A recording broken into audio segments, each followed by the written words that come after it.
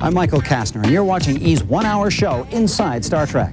We certainly can't let the hour go by without introducing you to some Trekkers. That's what die-hard devotees call themselves. Trekkers run the gamut from Academy Award-winning actress Whoopi Goldberg to the 12-year-old kid down the block.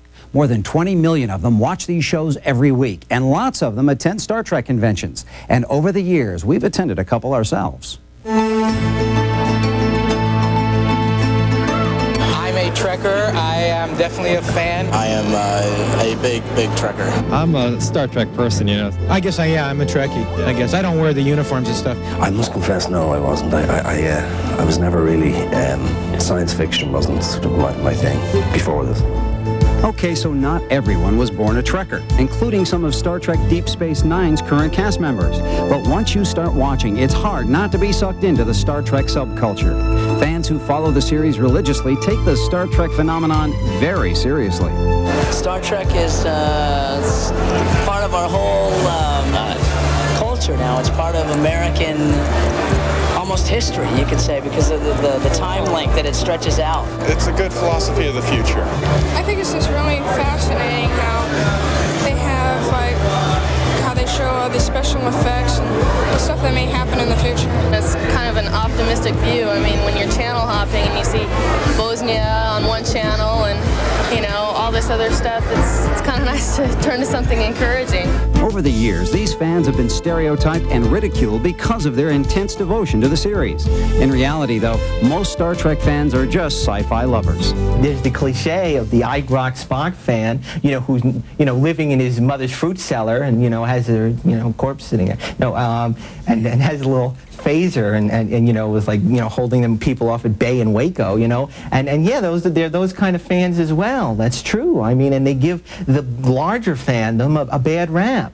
I get a lot of good feedback on Quark, and it's not surprising because I know that the show is good.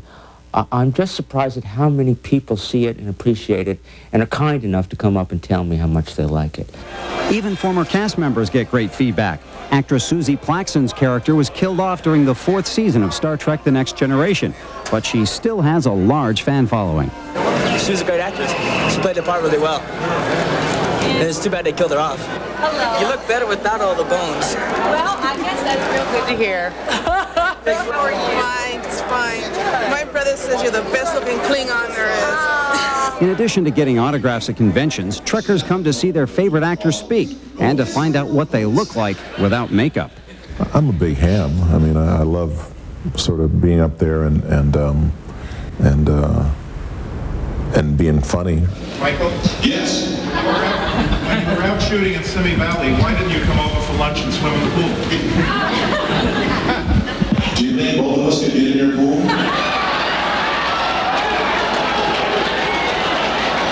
It was a little mean, I must admit. I mean, I was kind of surprised at myself for saying it, but I kind of went, after I said it, boy, this guy could kill me, and they wouldn't think anything about it, you know, but they love it. They kind of get off on it. They ask you things most of the times you can't do anything about. So it's like, right to the producers. In a way, it's great because it's like with most TV shows, you don't get any very much direct feedback from your audience, you know, but with this show you do. I mean, you can go and talk to these people and you're getting direct feedback about what you're doing, you know, from the public. I go to the supermarket and people go, they think I'm their dry cleaner or something. And they sort of know I'm somebody they know, but they don't know who I am. Original cast members often show up at conventions. They come to tell a few stories and share some old feelings with the audience. This is not a nice guy. This is not a nice guy. No, nothing stops Star Trek fans. And nothing stops these fans from getting into the Star Trek spirit when they're at a convention. It's one of my own creations. It is just your typical sort of alien female that Captain Kirk wanted to seduce. I bought the pattern here at a convention, and then I had a friend sewed it up for me. I like getting all the attention that I get. Instead of just walking through and being like, you know, everybody else, I can walk through and have 20 people stop me for pictures, which is usually the case. It's fun to see them to try to emulate what we're doing at the studio, especially with the Borgs and the Klingons. That's the sword that Worf uses. It's called a batlet. Oh yeah, man, you're flight's a trip. We should check you guys out. You guys are educational. It's not enough to attend the conventions and see their favorite characters. True devotees have an intense desire to take home a piece of the Star Trek magic. And there's no end to the memorabilia available to those diehard fans. The Whoopi photograph of Whoopi, that one right there by herself. That's the biggest seller that we have. For some of the actors, all this merchandising can take some getting used to. I don't know, I was a little skeptical about it initially and about being an action figure and such. And then I thought, well, you know, if it's good enough for Alec Guinness, I guess it's good enough for me. I remember the first day at the beginning of the first season, we were all standing getting pictures taken, and I was standing and posing, and Cullum was teasing me about my posing, and I said, yeah, well, we'll see who looks best on the lunchbox.